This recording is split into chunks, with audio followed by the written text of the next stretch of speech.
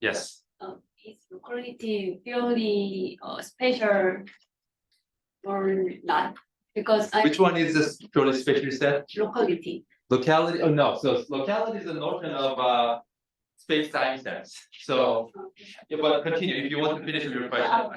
I was wondering the difference between causality and locality because it Very is good. very similar. Yes. So there are a couple of sacred principles in sensible science, I would say. By sensible science, I mean probably some of you went to this colloquium, right? The physics, the king of science. So I mean physics. I genuinely mean it. So there are sacred principles. The cultural principles that you don't want to touch. Those are so far. Those are locality, relativistic invariance, causality, unitarity, meaning quantum mechanics. And this set of cultural principles are not separate, independent set. They are very much linked like crazy way. In other words, let me demonstrate one example where if you touch one, you start cascade break everything else. Okay, so suppose I violate unitarity. Okay, so I start from initial state. I'm happy quantum mechanics, but my time evolution, I did that, and I collected entire data, and I found that the sum of problems really doesn't add up to one. Should I violate unitarity? All right, let's normalize my state again to make my eigenstate, sorry, the wave function is normalized to one. How did you do that? Well, when you say you're going to normalize, you have to know entire information on that spatial slice, right?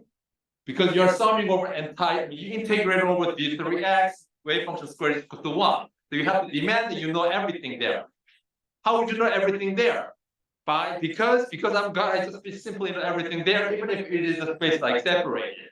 So immediately you violated the causality. You need to know non-local information. So therefore you're violating locality too.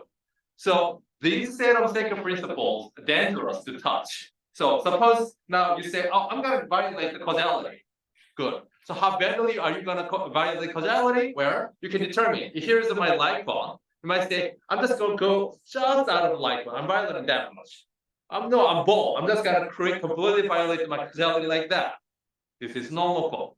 You see? So one lead to basically breakdown of the rest too. Most of the cases. So you don't want to play with that. Like, okay, you should make go faster. That's with a light bullshit. Okay? That means breakdown of everything. Most likely. So therefore, modification of quantum mechanics, generalization of notion of all this quantum mechanics and stuff like that are extremely tricky subjects of the time. But so therefore, when I say locality, I don't just mean space like separated in the sense of only space. I mean in a space-time sense. So whenever you write down, suppose I write down eventually like 4, but I'm just gonna write down non-local interaction.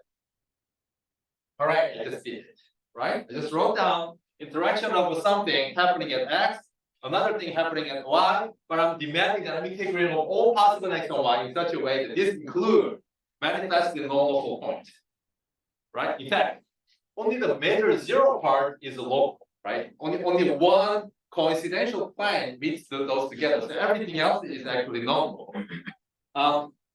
So I meant when I say the locality, I mean this is deadly. I only want to see something like happily meeting at the same space-time point. That's what I mean by locality. And this immediately signals causality violation. And if you start thinking more about it, it will hit the unitarity soon. Okay. Did I answer your question? There was another question. Okay. Good. All right, let's start our today's discussion.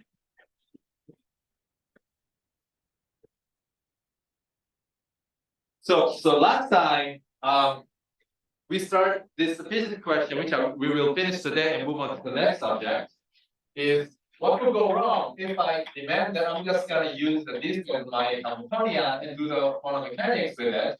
And then we were checking causality violation. I showed that a lot of Lorentz violating looking expressions can be fixed to make it manifest Lorentz invariant, not manifest, Lorentz invariant. But then I was asking, what happens if I start with the wave function, and then time evolve with this guy and check, oh, and I see this probability amplitude, even if I'm sitting outside of line. So I'm starting from here. So I prepare my initial state in such a way that it has delta function localized. Right? And then I'm gonna check whether I do have any non-zero probability to see this guy, which is outside the line. So that was the question I was asking. And then I showed that this can be manipulated using, complete set of momentum eigenstate and so on. So first, this can be shown to take the following form.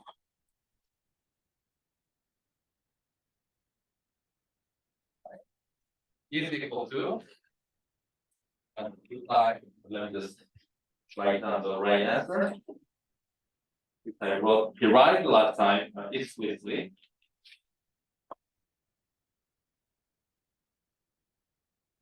Last time I had P, and then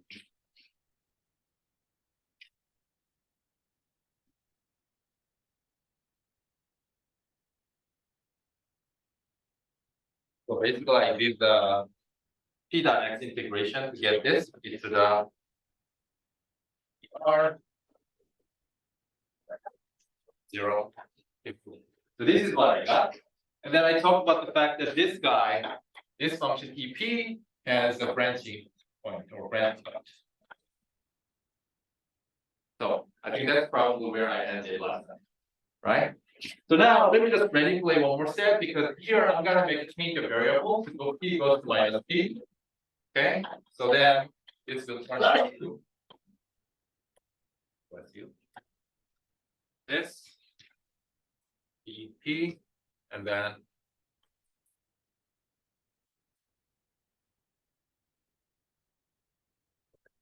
so basically I just turned it into from 0 to minus infinity up to minus sign because I'm making this change of variable. You should get this.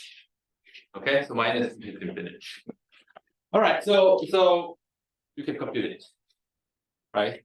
But it's tricky computation because this has a singularity in it. So we have to go to the, instead of staying on the real line, we have to go to the complex plane, and then we have to do it. So the structure of the singularity of this integrand I drew last time. So I already passed on to the complex plane of P. So there's a real part,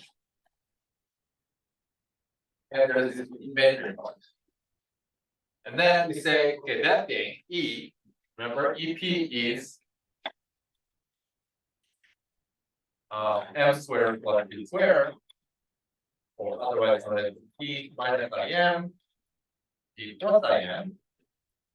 And then I showed that with respect to each of these points, either plus IM or minus IM, this is multi-valued, right? If you rotate around 2 pi, it picks up the phase. So it goes like e to the I pi times EP. If you rotate with respect to either this point or that point, so both of them are multi-valued points. In fact, it's a doubly valued point. So it is a branch point. So there's this IM, then minus IM. And then I did mention in work, which you have to check, is that this function also has a branch because at P goes to infinity point. Okay, check it.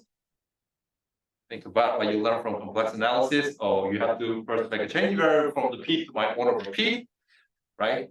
Then the branching point at infinity is probed at the branching point at the 0 mu variable because you just did a P goes to 1 over P. You can check.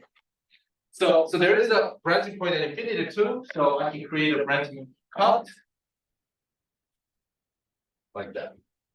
So the integration that is instructed to do in this case is to do this. From minus infinity to plus infinity. And okay, now you know what to do. Hopefully. So now you close the loop. Go down. Then make sure don't touch the singularity. You can die. So you do this. Now you can say, why do I decide to close upward rather than downward? Okay, that is determined in what direction this converges. Okay, so as I will demonstrate, in the limit where I consider the space-like separation. By space-like separation, let me just right here. So we're going to focus on space-like separated point, which means that the r minus t. Remember, speed of light is 1, is greater than 0. So distance is more than what light can travel in time t. Okay, so looking at that, so in this region, as you will see momentarily, that this will be convergent if I close upward.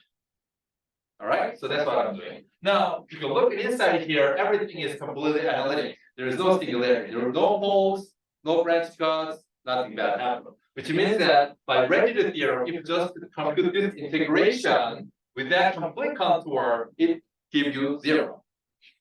Which means that integration should be same as doing the integration along this blue contour. Right? So this time plus that is 0, therefore that is equal to that. Right? So the claim here is that doing this integration along the red contour is the same as doing the integration along the blue contour. Is that clear so far? Good. Yes. Can you repeat why the blue integral is Same. 0? I'm just wondering why the arc part Yeah. is 0, because we can use the Jordan lemma. So good. I'm gonna show you. Okay. So when I draw this, I mean this is happening at really infinity. So it's not at the final radius, but I have this much of space. I just draw that way. So I mean I'm gonna consider final radius r and then take the limit where I go r goes to infinity and show that this is 0. I show this is 0, so therefore we will worry about these two pieces. That's the plan. All right. Good. So let's take this, consider one by one. So first of all, let's consider, I have to give you a name. C1, C2, C3, C4, C5. Okay, so let's first talk about C1 and C2. The claim is that this contribution, meaning integration over C1 plus C2 of integrand, whatever, should be 0. That's the claim. And the quickest way to see that is that naively there's this momentum dependent piece appearing in the polynomial piece. There's the exponential piece. All right. Naively, this looks like oscillating behavior. But then obviously the truth is that it's not quite oscillating. And in order to show this, one has to know that EP is discontinuous.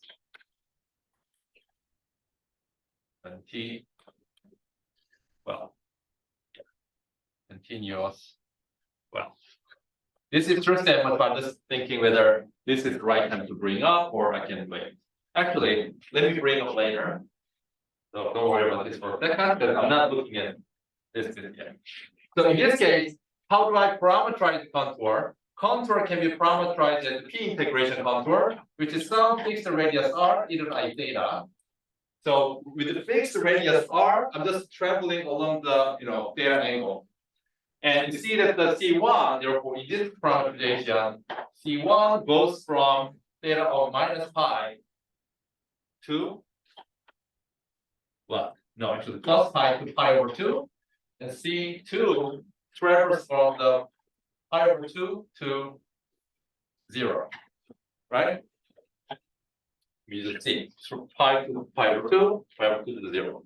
That's what this thing shows. So let's look at the exponential part. So that gives me what? E to the, and I can write it as the usual cosine theta plus I r and theta. And then, for instance, this piece, I P R piece.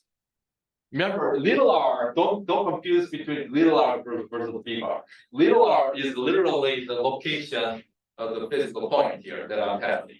Big R is the parameterization of contour in this integration. So this contains e to the I R cosine theta minus or e to the minus R sine theta R. I forgot the little R. Right? So far so good. And then for this guy, EP, because I'm looking at a very large momentum limit, I can, approximate it, forgetting about the mass effect, because I'm looking at the region where P squared is very, very large. That becomes R to e to the I theta. Or if you like, if you're curious, you can put absolute value sign. But I'm taking R to be positive, so I don't have it. So therefore, this is, and then there's minus e to the I P piece. So that is approximated as e to the minus I. Well, again, I expand R cosine P, and then plus R sine theta.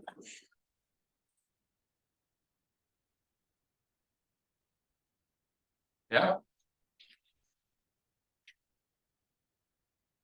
With me? Okay. So if I collect these phases together, so integrand contains, polynomial in momentum piece, some oscillatory piece if you combine these two, where is this and that, and then there's this exponentially dying piece. And the exponentially dying piece takes the structure R sine theta, and then boom, R minus P.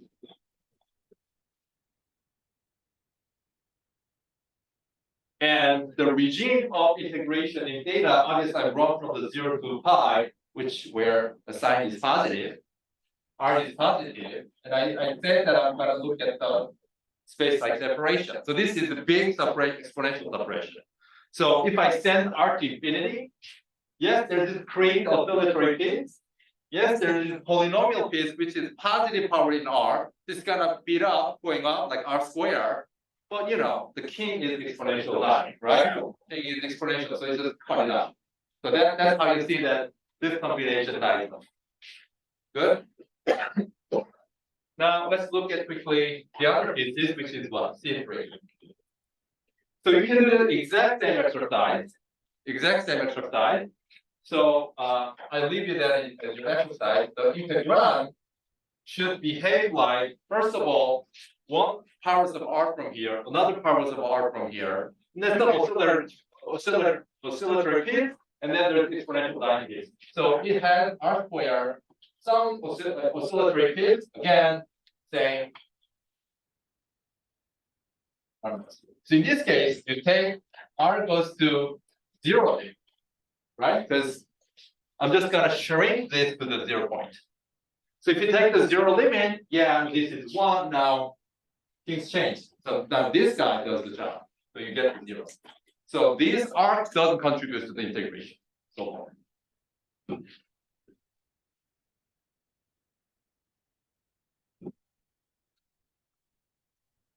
So take 5 seconds to digest.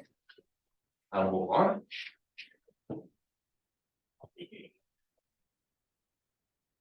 Questions?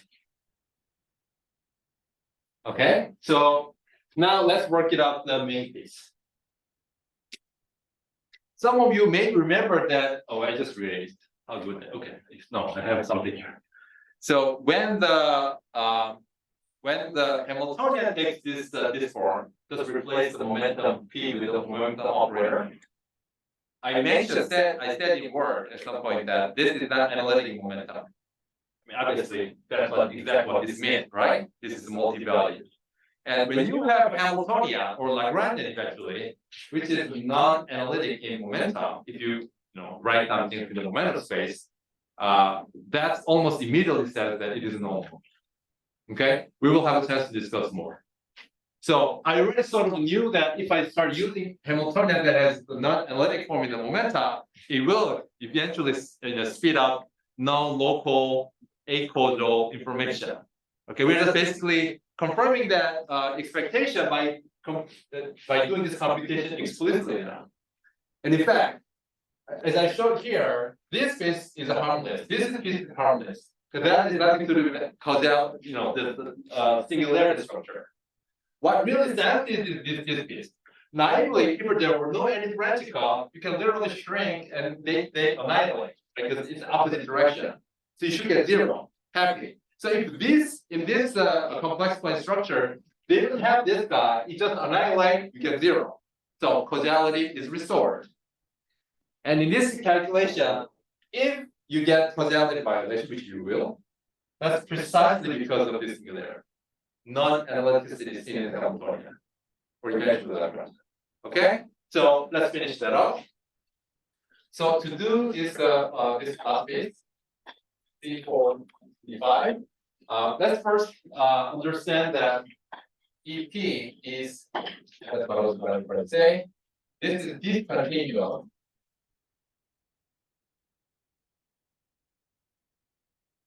Across the branch house.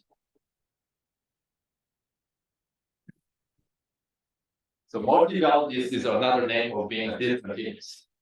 It jumps. That's why this is not single valued, right? If you were single valued, obviously you go smoothly over to it. So it should be continuous. So let's see quickly. EP is, so by the way, how would you parameterize these contours first of all? So I'm going to parameterize that contour, which is now I'm going to be using this as follows. So P obviously is like I times Y, where Y is real, right? So it's going along the Y direction, imaginary axis. So it's I times real number going, right? So for instance, for C4, this is going from plus infinity to M. C5, it will travel from M to the plus infinity. However, you see that there's a difference between these two contours. For C4, it is a little bit left to the branch cut. C5 it is a little bit right to the branch cut. So this will be parameterized as a minus plus epsilon. Again, minus is for C4, plus is for C5. Good? All right, good. Now let's check this statement real quickly, and then we will write down this integration.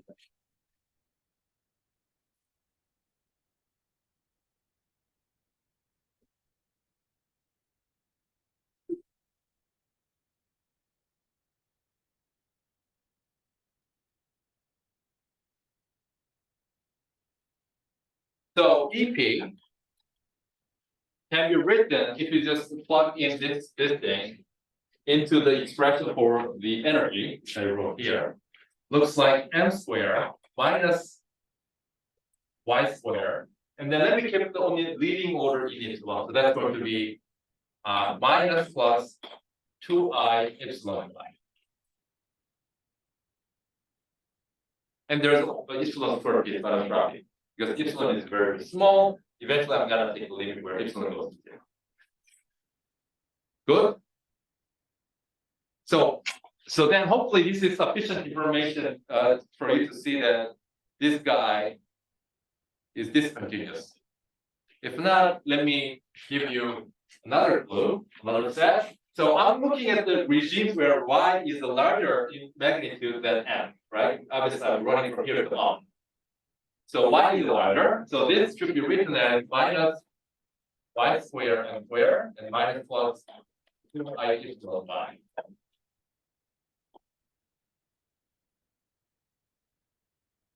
So the claim, I leave you that exercise to think about, a little small exercise. So EP should be well, I have to think plus I y squared minus m squared. The other side is this. So let me sort it out. Boom. Okay, so this is C4. This is C5. Because I said this is yes.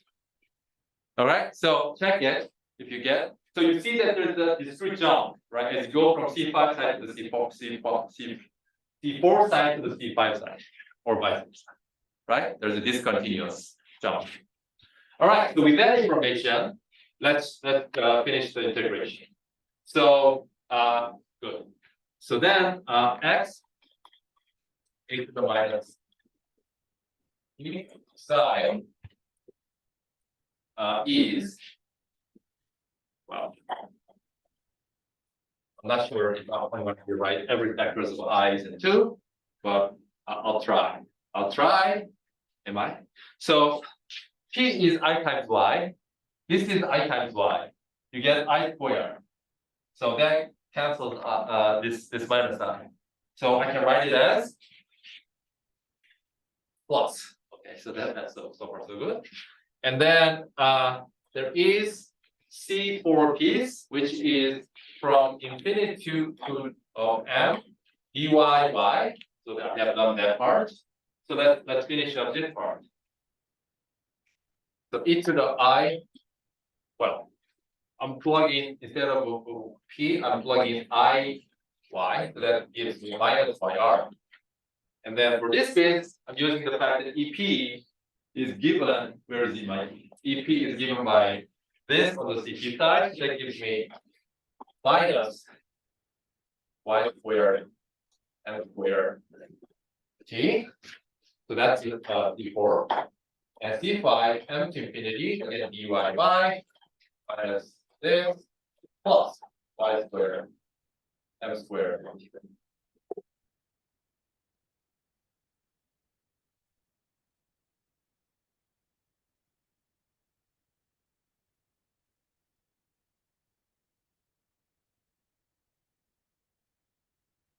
Okay, so let's combine, I guess. So we can combine. So that will be by where r plus I m to infinity dy y e to the minus yr. Now you get that thing minus of that phase. So one has a positive phase here, the other has a negative phase here, right? So that is 2 times hyperbolic sine of y squared m squared.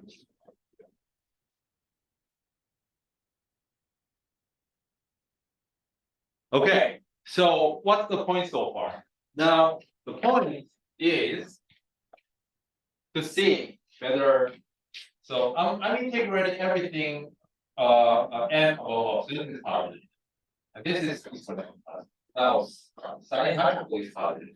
So you're summing the contribution of all positive quantities. So obviously this cannot be 0. And we were computing probability amplitude. You get the probability by squaring it. Obviously this gives you positive probability to find this particle at space-like separation. And the whole contribution came from, remember, because of this scalarity. Okay? Non-analyticity momentum space. Now, you can ask, how bad the causality violation? That's equal to causality violation. So how bad that is?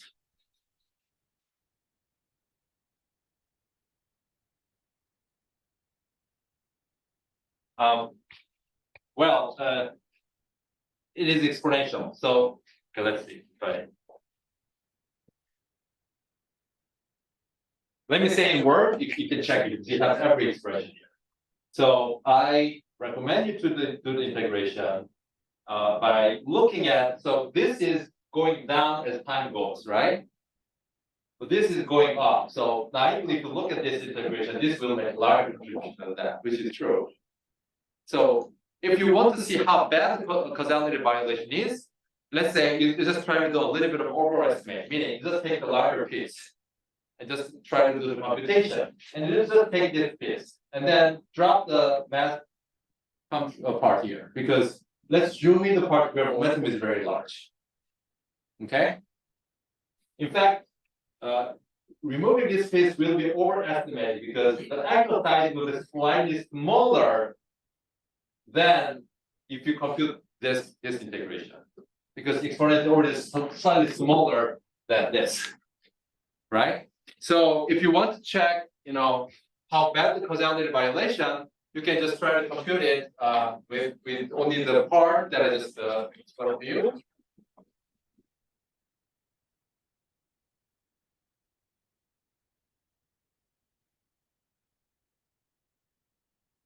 And in fact, you see that this is nothing but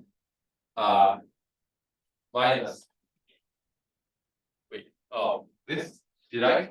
Oh, y, yes. That makes sense. This is y. And this is r minus 3y. And this is positive in space-like separation. So you can do this integration, right? And you will see that there's overall, case, and this will give you something like r minus e n. So it's exponentially suppressed causality violation. The more space-like separated, the more suppressed. So it's harder to get outside of the light bulb. Okay, you might say, okay, pretty good, right? It's exponentially suppressed. Why not? We just do that. No, remember, we are talking about formulation of the synthesis of the quantum mechanics with the spectral relativity. We cannot even allow a single bit of causality violation, or in fact, any violation of any sacred principles. Right? This is not good. You never know whether this is accumulated and everything eventually cascade breaking down. Okay, you don't like it. So this is totally bad. Now, before I move on to the next subject, which is we talked about the Hilbert space of many particle physics. Let's ask ourselves. Let's ask the following question.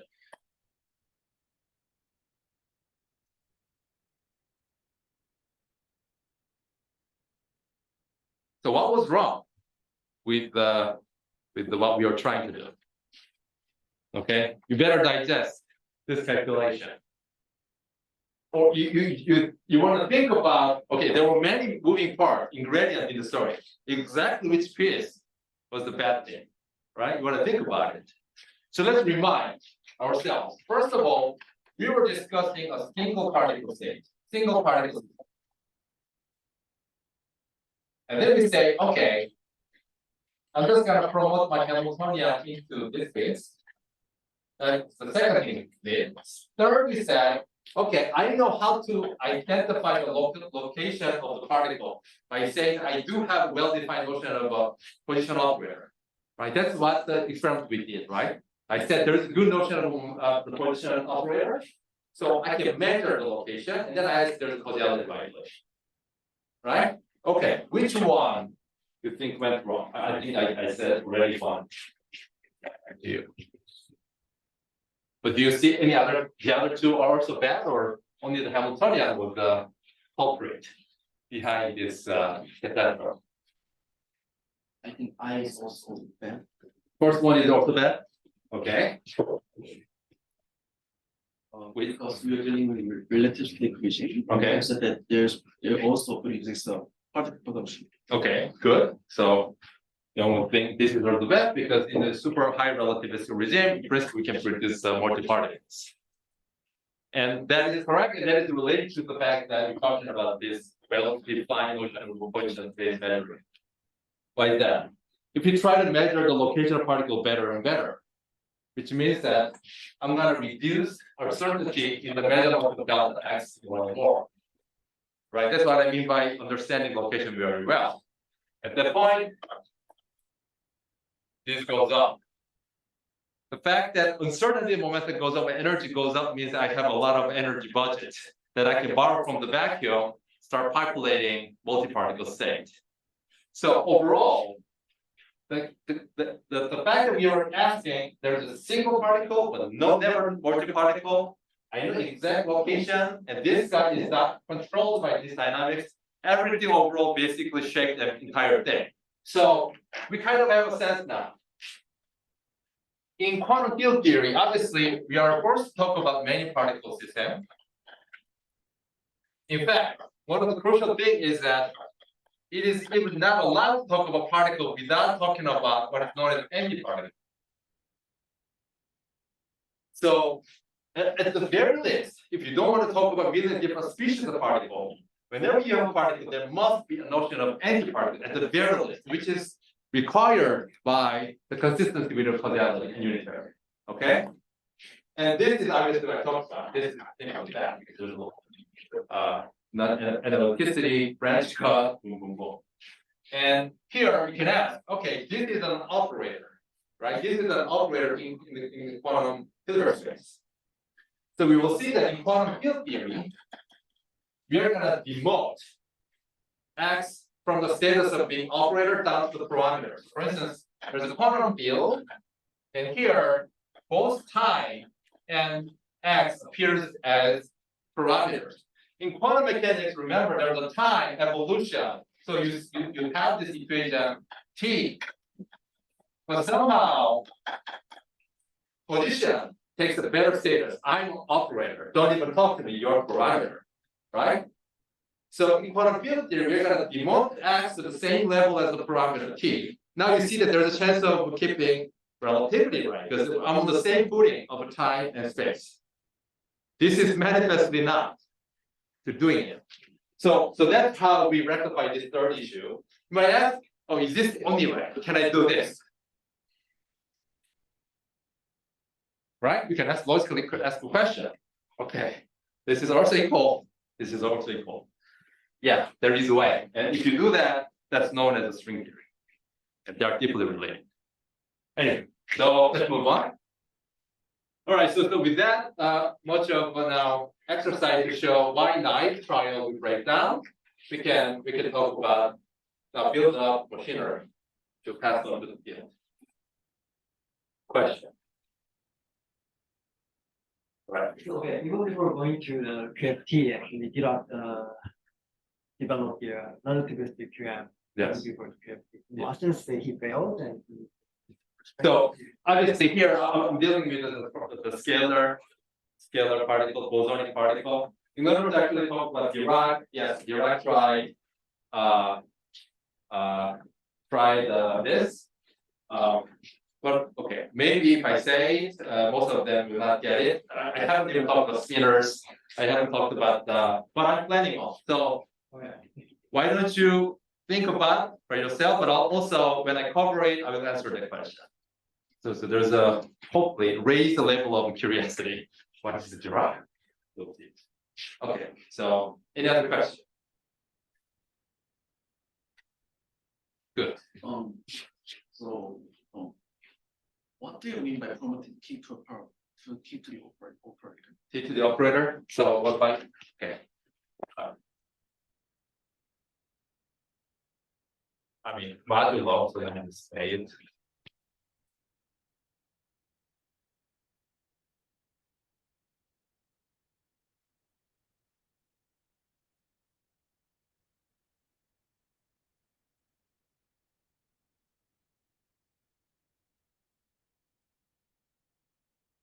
So something like this is known as a Polyakov action. It is meant to describe a string moving in the space and time. But so this is space and time. Like actually not for 10 on the left. There's all different discussion. So here, this is the say quantum field. So not only the X, the space part is an operator, time is also an operator. And then, but then the trick is that this guy does not live in like, so this X is a, do you like this sort of thing? So X is a map from the two-dimensional, what's known as a row sheet to, in this case, 10. Whatever, right? Or 260, if you want to do bosonic string. So why this is even sensible thing to talk about? Because how would you describe a string living in? Why am I talking about it? Okay, so there's a string here. Mathematical way of talking about it is let's take the two-dimensional guy. Okay, so if a string moves, it creates a two-dimensional picture. Did you see that or not? Let me do it again. Now, are you seeing the two-dimensional worksheet generation? You saw that. So the one way to describe that thing, which is in the space time, there's just embedding of a two-dimensional surface. One way to describe mathematically correctly is that let me start with a two-dimensional, very well-looking guy mapped onto space-time by embedding this image into here. That's what this describes. This is an operator, like quantum field, living in two-dimensional world. So this is two-dimensional quantum field theory. In fact, it is a lot of symmetry to become a conformal field. But that's what was the question? Yeah, that's why you can promote time also including part of the operator. Okay. Okay, so if you didn't get anything, you're totally good. Let's go back to that question and think about this question. So now the next thing I'm going to do is I'm going to build up a machinery formally to deal with the many particle state. And then not this today, but next time, after finishing up this up, for the first time we'll start constructing a field. Okay, in a way that is consistent with the story. So that's where we're going. So let's talk about the next topic, which is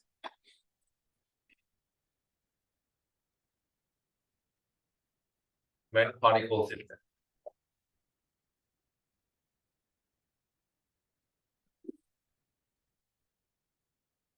All right.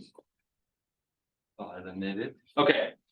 So consider instead of a single particle, consider a system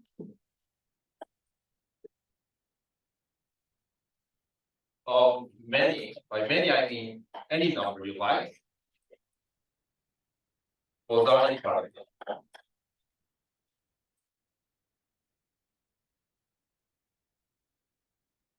So we will have a chance to talk about fermionic particles then. But I'm gonna focus on scalar the boson for a while to clarify conceptual issues before I throw in other complications that come from the field.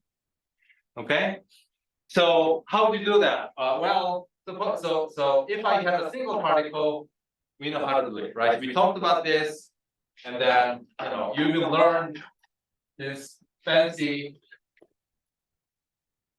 whole nice normalization. You learn it's not consistent with Lorentz invariance. You learn how to make the Lorentz invariant, including my convention of 2 pi's. All right, so you learn how to rescale, make everything consistent with the Lorentz invariance. You don't have done that. You will learn this notation.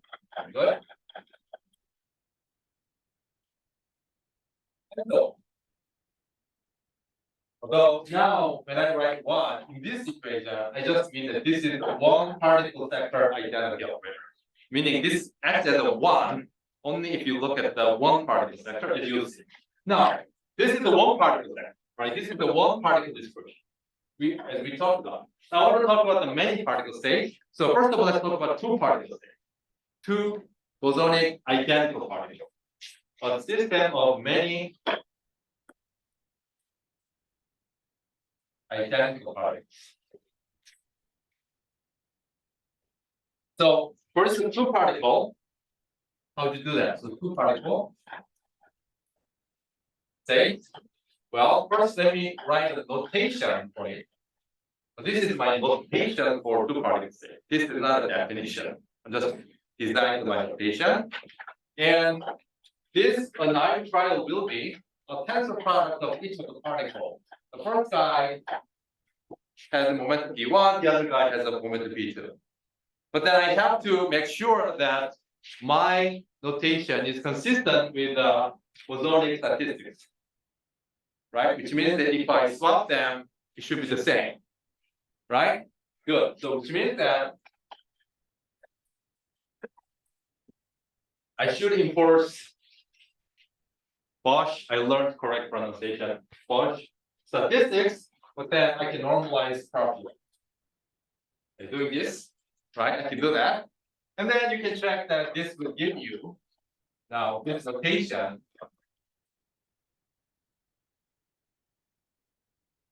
will give you a chain of Q1 minus Q1, Q2, Q2 plus this plus is key Q1 minus Q2 P2 times Q1. You can check and so on and so forth. And then you can construct now many particle states, like by simple generalization of what I just did. So P1 Pn, again my notation, will be P1 Pn plus all possible permutations divided by 4 over n factorial. I mean, be careful about that. If not, problem. So you can do it. So this is consistent, but it will get pretty quickly cumbersome. So we will take another method.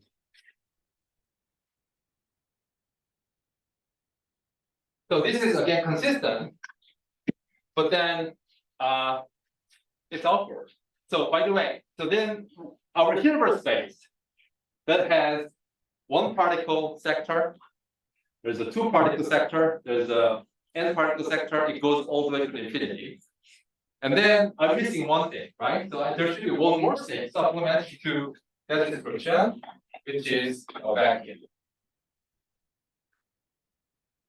Yes. For the normalization of the mine particle state to win the 2EP for the normalization. 2E. Good. Very good. Yes. So in this notation here, right? Yes, you have to have all these factors for each of them.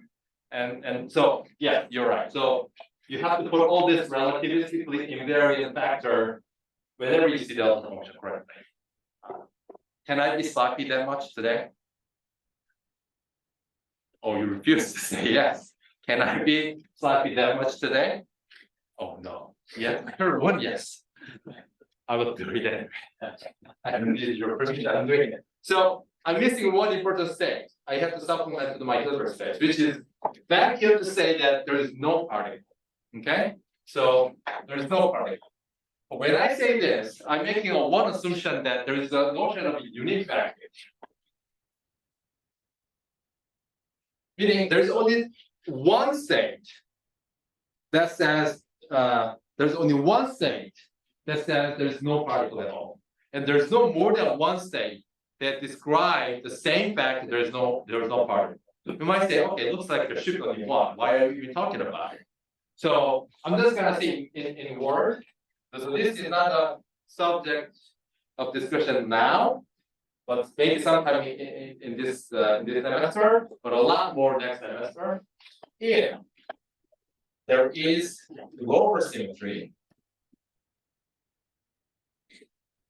this leads to existence of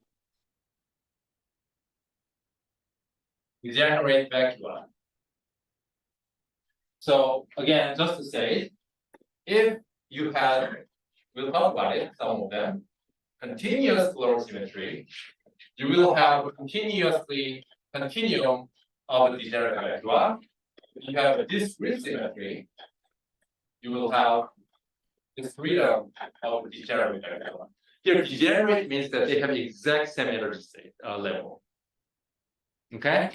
But I'm saying today, I'm not going to consider worrying about this U feature, which you say haven't heard of yet. So forget it. So soon there's a single state called the vacuum, which has no particle in it. Now, this entire this vacuum, all particle sector, okay, 2, 3, and blah blah.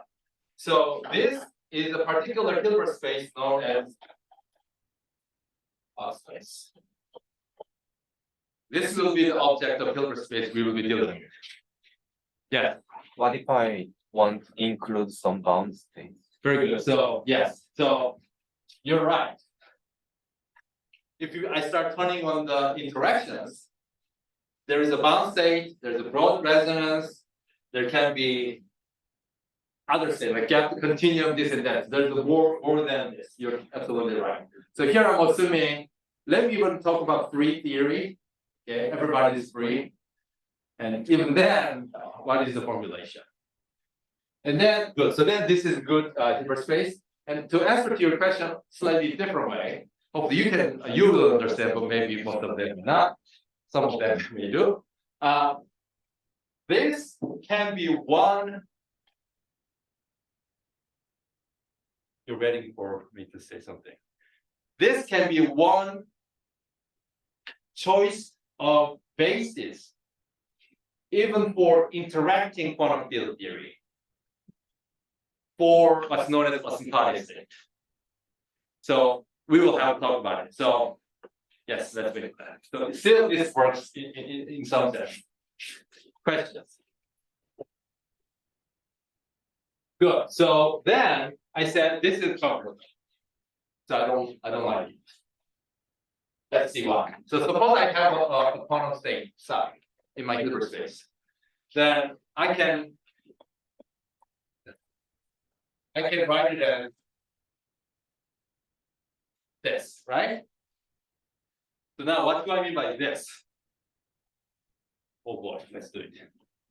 So I have to write the complete set of bases into this, right? So a vacuum, one state. And then I'm gonna right away normalize my vacuum into this way, which I have agreed to do. Then one particle state is not a single vector, because this is a free momentum. It takes arbitrary continuous value. So by which I mean, so first let's talk about the vacuum part. So I can write it as psi, this is let me go psi 0, okay, done. And then I have to do complete sum over one particle state. Again, I know I hear screaming that I didn't put 2 pi's and 2 e's, and I already told you. Okay, I already, even without this, I have a burden here. So, so this I call psi 1 of p. Keep going. Let's see when we give up. 2, 1, 4. I feel like I'm already almost ready to give up. Yes. And then this is the 2 particle wave function. And when you stop, you never, right? You have to write everything. Okay, you might say, yeah, I can keep track of that. What's so bad about it? So then let that next immediate question. Can you tell me normalization of my quantum state? Sure, you can say, yes, I can. Oh man. You have to give it up. Yeah, so let's do it. Let's compute this.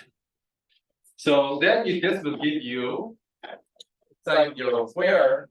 That's easy. Psi 1 p square. And if you do this properly, boom, boom, boom. No, I haven't done it correctly. Already see, I already did. So, not because this is difficult, but you have to write a lot of notation not to make a mistake. So B3P, P1P, 1, and delta function. No, it's funny. How do you do? You have to write those integral, right?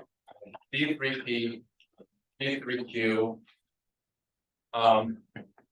what? Like P, Q, psi 1 star, P, psi 1, Q. Yes, I'm going there. So this will give me delta. Okay, so this will treat me to P3P, psi 1, P. So that's what I wanted to write down here. Good. So here. Continue. Continue. I'm not gonna write. Right. Let me try.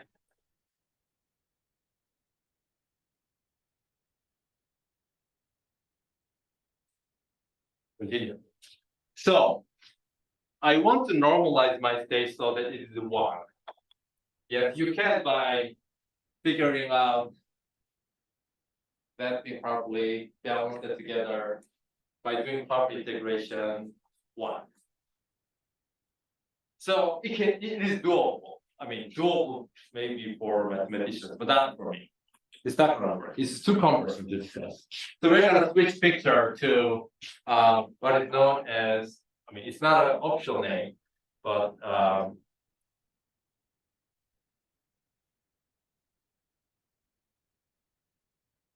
is the abounding moment, right?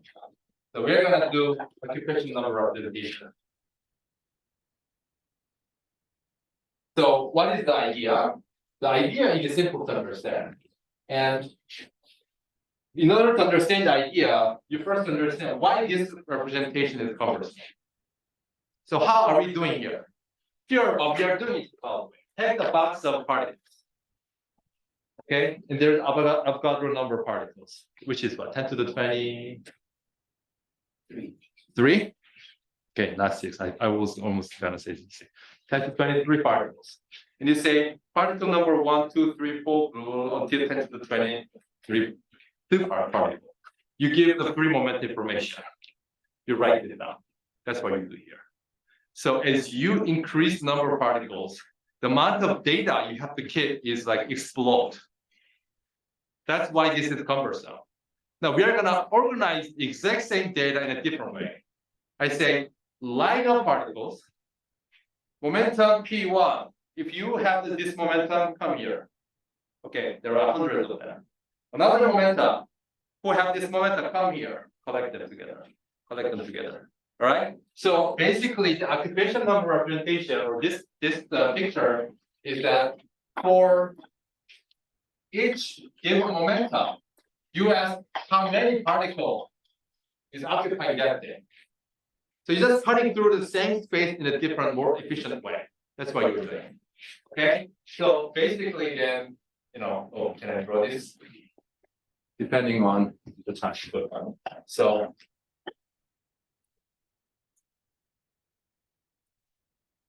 So suppose you lattice-size the momentum space. Okay, so this is the momentum space. But on this lattice-size or discretized, just for a second, it doesn't need to be that the real world is discretized, but it's using this as a picture.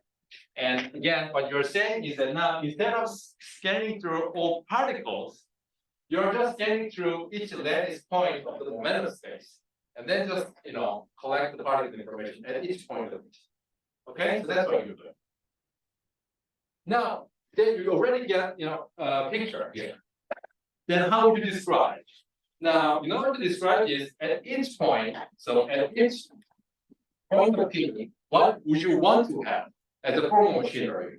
I want to know that at given momentum point to P, can I create a particle? Can I annihilate a particle? Can I count the particle? Can I get the energy, momentum, information about that point? Right? That's what you want to know. Is that clear what I'm saying? Let's first figure out what kind of formal machinery do I want to have, right? In order to be able to capture this particle physics. So that's what I'm saying. For each point, I want to have a notion of creation of particle with that momentum. I want to have a notion of removing the particle at that point, because that affects number of particles happening there. So therefore, I want to have a notion of a number operator of the point. I want to be able to, measure energy. I want to be able to measure the momentum. So when I say this, right, ring should bell in your head.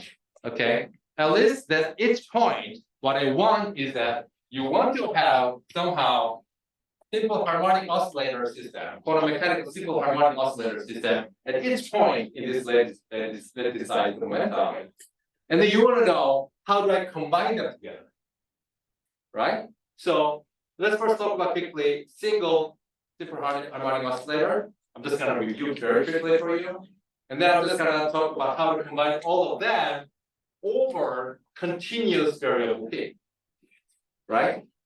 So then somehow you know how to deal with many particle system in a system. And this will be a language we're gonna talk about, we're gonna speak. Right.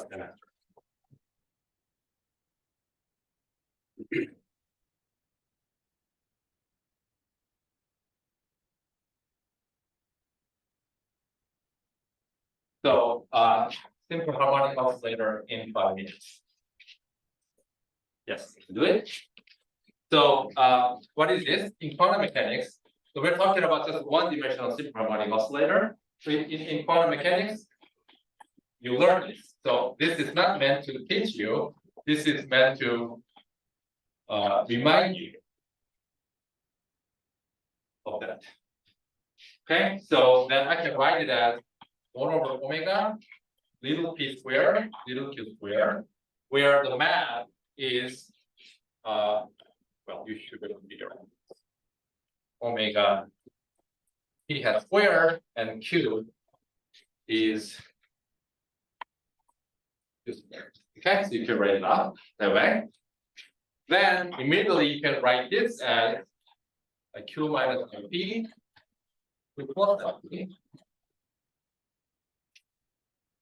And then you want to call one to be creation, the other to be annihilation operator. Okay, so then you say which one is annihilation, which one is creation. Then it's determined by demanding that it should satisfy this commutation relation. Instead of -1, I'm just going to demand +1 here. Why is that? Because then if I take this Hamiltonian, you will find that this thing with that conventional plus sign, which fixes which one should be called creation, which we also should be called annihilation, because if you solve order, you get the minus sign, right? So if you demand this sign, this should be that, that should be that, or something like that. That's what I mean. You know what I mean. So with that choice, then why I choose that? Because with that choice, instead of minus sign, I get plus sign here. And here I get a minus sign. So I just have a physical interpretation that this creates the quanta, this annihilates the quanta, right? But before you give the name, whatever you do, you just do it. You choose your convention. You might get minus sign here, plus sign. It's okay. As long as you keep track that this, remember, is annihilation, but whether it's convention. All right? And now you know how to analyze the system. So given an energy eigenstate, which has given energy E, from this commutation relation, you can immediately see that this raised the energy. And likewise, this lowers the energy. Right? And then you can ask how far I can go. Can I go indefinitely? How far can I go? At some point you're done. You have to stop. How do I see that? Often there's a wording. So first of all, Hamiltonian is Hermitian. But not only is Hermitian, you see that the Hamiltonian takes the form of A dagger A, which means that if you look at this expectation value, which speaks out obviously E times this, but in terms of this, well, let me just use the right definition, then you get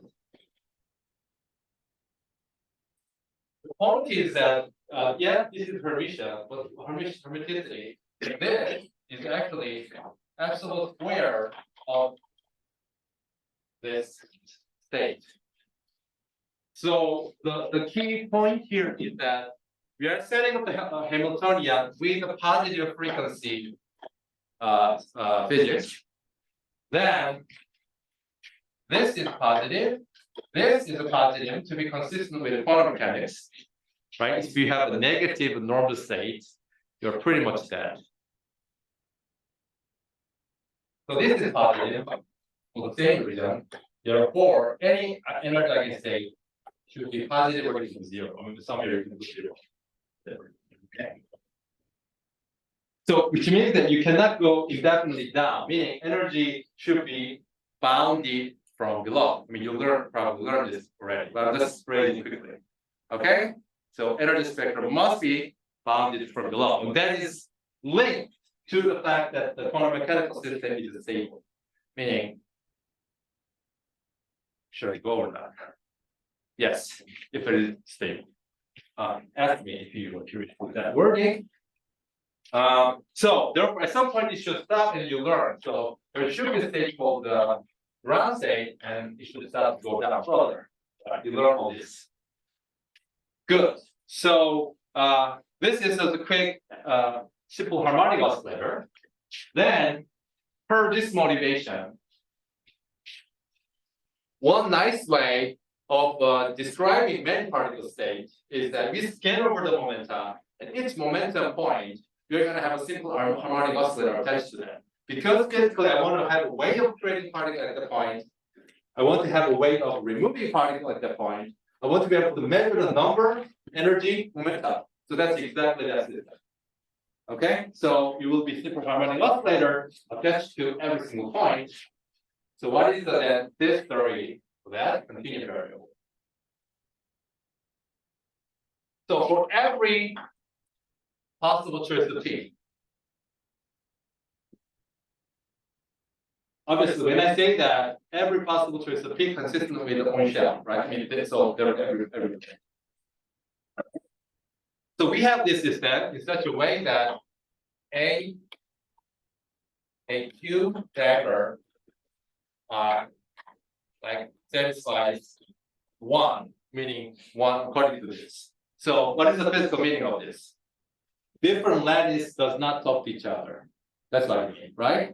And this will be one once I take into account the fact I have integrate over this continuum possible value of P. Okay, so that will come.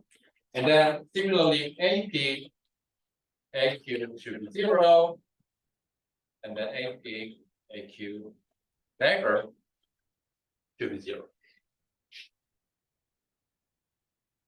Good. So we prepared the system. Then Hamiltonian is going to be what? Think about the physics. What is Hamiltonian? Hamiltonian should be able to measure the sum of energy at every possible momentum value. So that's the right equation that just translates what I just said in the word. I want to be able to measure energy at each point that we learned. So energy with the momentum P, and then let's measure that. So that is the measure, because this is the number operator with the labeling P. And the Hamiltonian of entire system should be such way that I should be able to sum over, or meaning integrate over all possible momenta. So I'll do it. Done. In fact, with this definition, you should be able to show that like this is exactly this, which is analog of this. But every point in momentum. And likewise, you should be able to show that. I hope we have recycled it. Yes. So the physical interpretation is almost the same but different. Here, it is a single particle system. Harmonic oscillator, there's a one particle attached to spring. It is moving that way. And then we asking, when we go up and down along this ladder by creation of an operator, it's just a single particle, but whose energy just discretized and go up and down. Okay? So this picture is a single particle living in a one directional, 1D attached to spring. Here, the interpretation of this equation is that I just created a particle, U particle, that has a momentum P. I just annihilated a particle at that momentum P. So equation is almost same, interpretation is the difference, we keep in mind. Good. Now we can do the same thing with the momentum. Let's finish that up.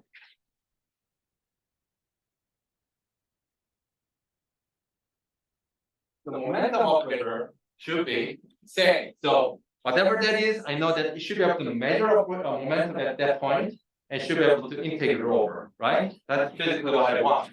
So I'm summing over, integrating over, and then I have to count the particle at that lattice point. Then assign the momentum value at that point by construction. This will be the momentum operator. Good. So far so good. Now let's check translation between the earlier description of the Fox state and this version of the description. So what about, for instance, two particle state? right? So before, the way I wrote, which should be consistent though, is like one particle state and tensor particle. And then I wrote this way in such a way that both statistics is manifestly incorporated. So now let's do the same thing in this picture. How would you write? Okay, so I want to write down the two particles state. You think about it, you think about it, you think about it. All right, so there is a vacuum. And I know how to create a particle with a given momentum. So I have to create particle with a P2. I have to create particle with a P1. Okay, am I done? You can ask yourself, right? Am I done? Well, before that, actually, to talk about one particle first. I think I haven't talked about it. So vacuum, that's create a particle. Done. You can ask yourself, am I done? Yes. Okay, almost done, right? If you care, which you should, how does this get normalized? You can ask the question, right? And basically this describes the correct description, right? This gives you correct description of the one particle excitation. But you can ask, what about normalization? You can ask that. Okay, then this vacuum sandwich is AP, diagonal. Or if you like, I have to put Q. Then you can use, right, the commutation relation that I suggested. So this can be subtracted and added. So let me do it. Plus 2E. Now that is commutator. So that gives you delta function. And then this times that is just 1. And this kills it because the vacuum is defined in such a way that any annihilation operator for any P should annihilate the vacuum state, right? Because it doesn't have any particle. So this does not make a contribution. So if I finish the math, I should get this. So almost happy, right? Almost happy. If I say, oh no, I'm not happy. I'm purist. I'm pretty serious dude. So I'm not happy, but you know how to fix it. So if you want to put 2EP, if that's what you want to cure, then you can put this. No, I'm even more greedy. I want to even see this thing properly because I want to keep my 2 pi convention. You can put 0.2. So this should fix that.